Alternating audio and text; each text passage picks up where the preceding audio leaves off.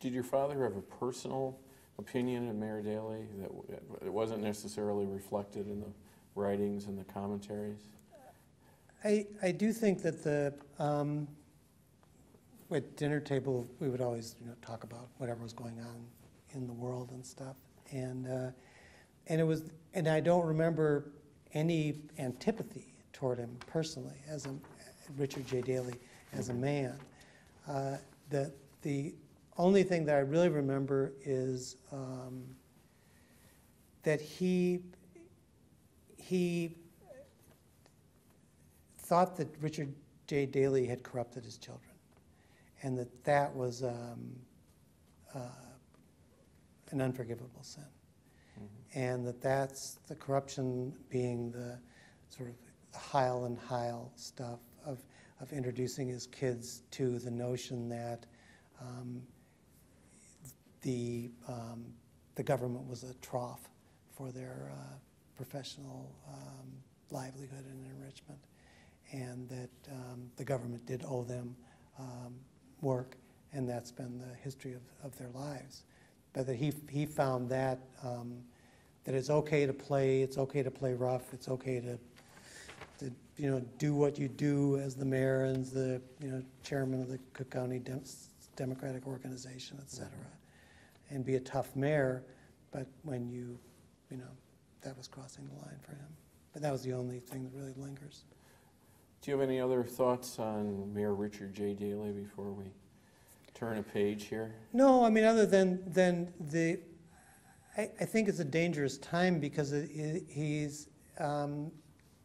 we went in my lifetime from the end of his time, really sort of 68 on, of him being the great Satan and not being viewed critically, to now the beatification of Richard J. Daley. And it would be good to have more historic balance in terms of really taking a look at the guy and what he did and what he didn't do, and how good he wasn't at it. Well, why don't we go back, and I'd like to hear Paul O'Connor's resume. Where were you born? Tell us about your family, where you went to school, what your jobs have been, and then we'll go through and talk about the different phases of your life. Okay.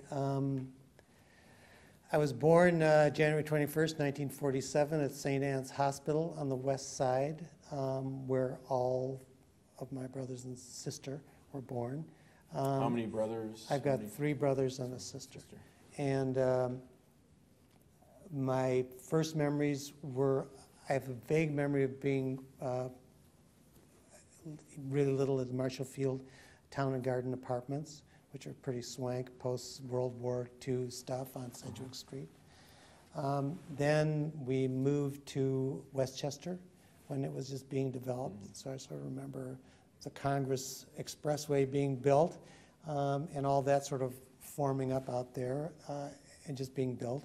And then so I went to Divine Infant Jesus Kindergarten, and then during that year they moved to a house in West Hubbard Woods, which is the western edge of Winnetka, and went to Sacred Heart School. And went there through 7th grade.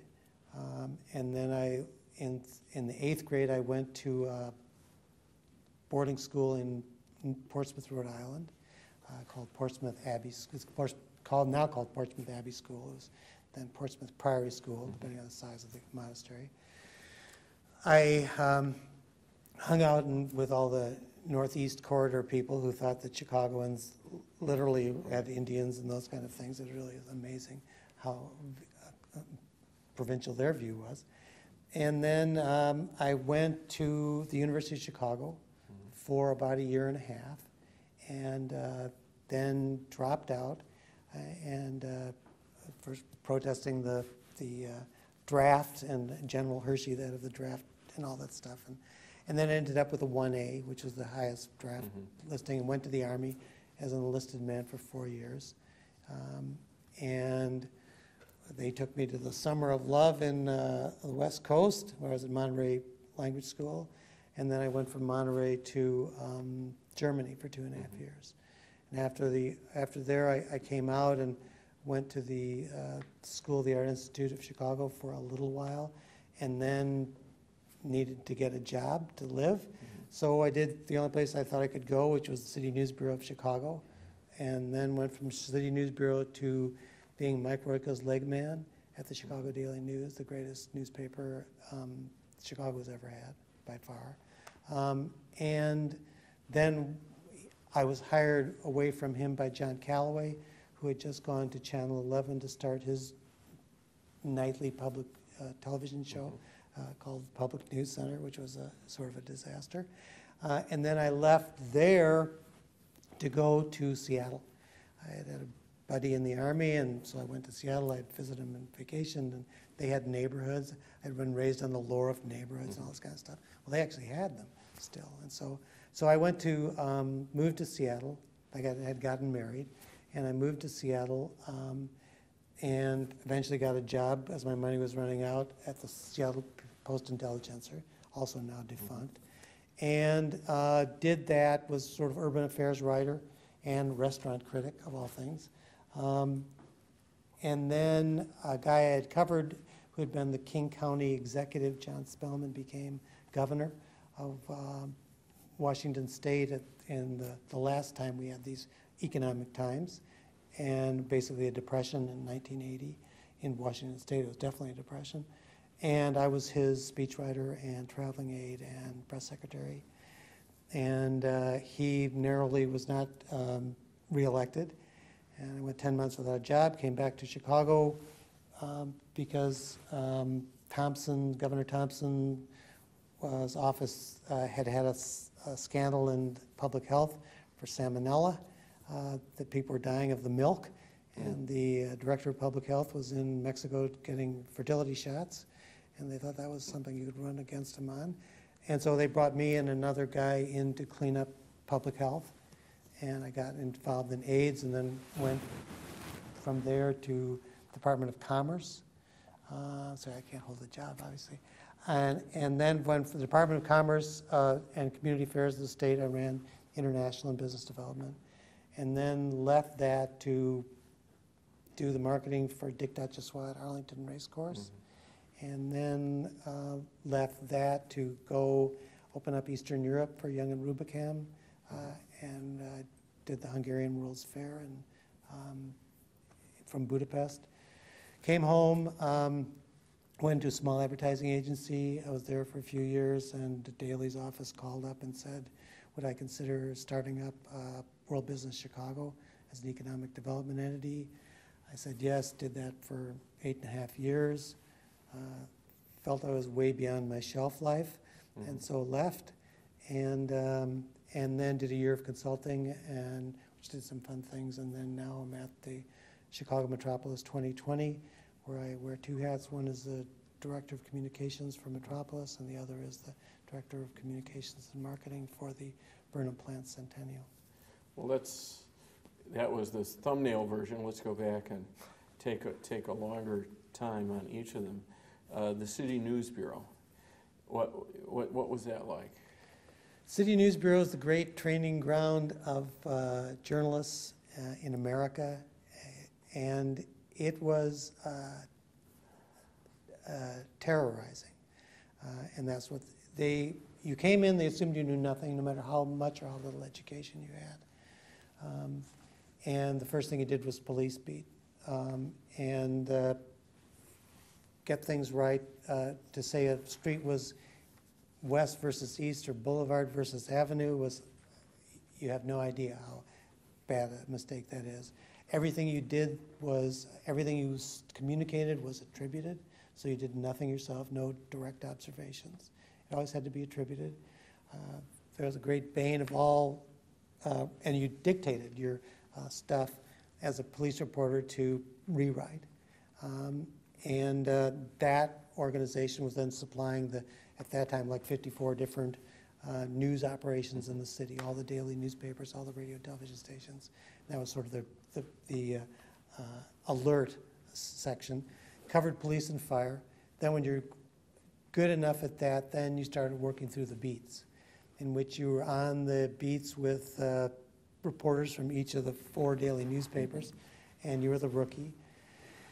And you'd begin your day with scoop recoveries, which would mean you'd go into the office and they would have sliced the newspapers up in any story that was on your beat, and that you did not have every fact in that story from the Tribune or the Daily News. They would circle it. And the first thing you had to do was to do scoop recovery every day and put a new lead on. So there's no way you do it. Like, you're a little rookie. I mean, there's no way these guys have been doing this for 20 years. Then they kill you. So that's how your day began. But then you started moving into doing your own stories, writing your own stories, which was hell, trying to figure out what a lead was. I can't even imagine, like, that nightmare. And then you started dictating the story. So working through the different beats. And now, so just so we get the context, which years were you there? this would be starting in 71. I was at City News for about 18 months or so, and I worked through police. And the longest time was in circuit courts, in which I covered Cook County and the circuit courts out of the then new Daley Center. And then I moved from there to criminal courts on the west side of 26th Street, which is a hellhole and something everyone should live through. And then went from there to the federal building, where I covered that. And Thompson was the U.S. attorney at the time. And then I was trying to get a job at the Tribune, and I to get out, because it's like the pay's rotten and the discipline is great. And then I heard that, I knew Royko was looking. So then I called him up and said, have you filled the job? And he said, no. So I went over there and interviewed. And the job we're talking about was you were a leg man for Mike Royko, and the Chicago History Museum is privileged to have your materials from that. But why don't you tell us what it was like working for Mike Royko? Royko was the best. I was at the Daily News. We were in the Sun-Times building, which the Daily Newsers hated, being sort of the poor cousins of the Sun-Times, especially with the Sun-Times. And Royko, Legman's job was to be the interface between him and the public, and was the editorial research assistant. So often as not, the phones would ring and people would tell you their sad stories. He was really, in many ways, the court of last resort in the city. After they had exhausted all their due process, they would come to him for relief. And then they'd also come to him after he'd written a column trying to get the same. Whereas my relief, but he was, he's known mostly as a great writer, but he was a spectacular reporter. So having himself come through City News and having worked the beats, primarily the county beat, he knew sort of the environment of news. If this premise is correct, then these other things should also be true. So he would direct you to sort of the circling maneuver of reporting until finally you came into the subject of the